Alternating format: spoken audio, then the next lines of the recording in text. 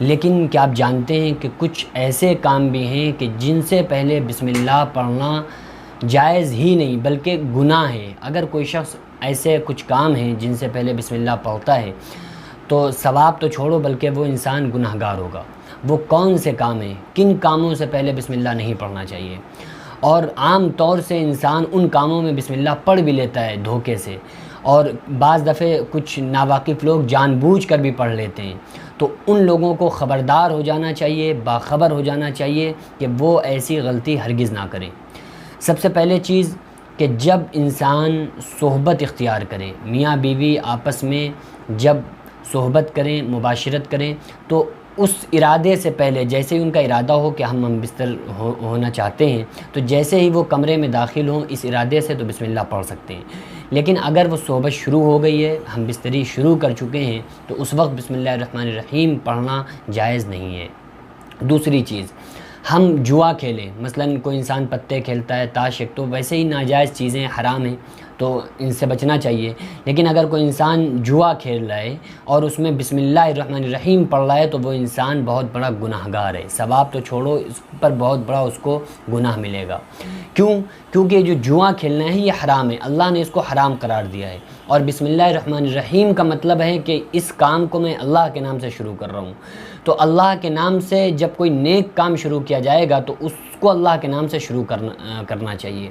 اب چونکہ یہ تو حرام ہے جوا کھیلنا، اس سے پہلے کوئی انسان یہ کہے کہ میں اللہ کے نام سے جوا شروع کر رہا ہوں، تو بتائیے کتنی اللہ تعالیٰ ناراض، ظاہر سی بات ہے کہ ہوگا، تو اس لیے اس پر گناہ ہے۔ اسی طرح سے ہم شرط وغیرہ لگاتے ہیں کسی بھی بات پر کہ ہم اتنا پیسہ دیں گے، تو یہ بھی ایک قسم کا جوا ہے۔ یہ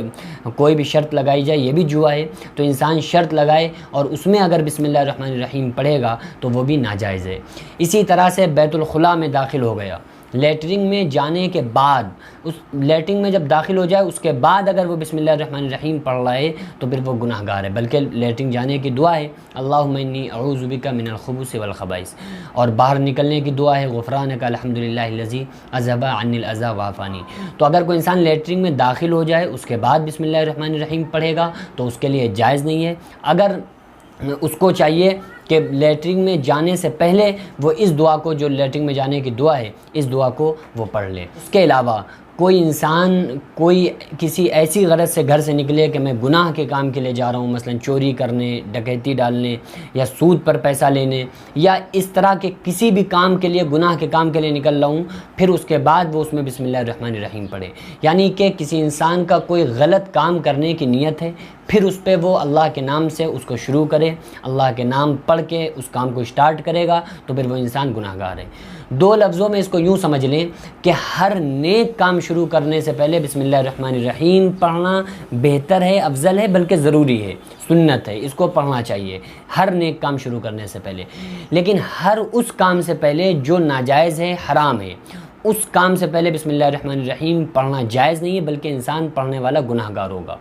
کیونکہ جن کاموں کو اللہ نے منع کیا ہے، جن کاموں کو کرنے سے روکا ہے، ان کاموں کو انسان کرے پھر اس سے پہلے بسم اللہ الرحمن الرحیم پڑھے تو پھر ظاہر سی بات ہے کہ وہ انسان گناہ گار ہی ہوگا۔ تو اس لیے ہم کوئی بھی کام کریں تو جن کاموں سے پہلے، جو ہم نیک کام کرنے جا رہے ہیں تو اس سے پہلے بسم اللہ الرحمن الرحیم پڑھ لیں، تو انشاءاللہ تعالیٰ اس کام کو اللہ تعالیٰ ہمارے پار لگائے گا، نیک اور جائز کام کو۔ اور اگر ہم کوئی ایسا کام کر رہے ہیں، ناجائز کام کر رہے ہیں، تو پہلے تو وہ ناجائز کام کرنا گناہ، اس کے بعد پھر آپ اس کو اللہ کے نام سے شروع کر رہے ہیں تو اور زیادہ گناہ۔ تو اس لیے ایسے کاموں سے بچنا چاہیے۔ اول تو یہ کہ ایسے گناہ کے کام کرنا ہی نہیں چاہیے۔ اس کے علاوہ جو میں نے بات بتائی کہ صحبت کے دوران یا لیٹرنگ میں جانے کے لیے، تو جب اگر لیٹرنگ میں انسان داخل ہو جائے تو پھر بسم اللہ نہ پڑھے، اور جب صحبت کرنے لگے تو پھر دوران صحبت بھی بسم اللہ الرحمن الرحیم نہیں پڑھنا چاہیے۔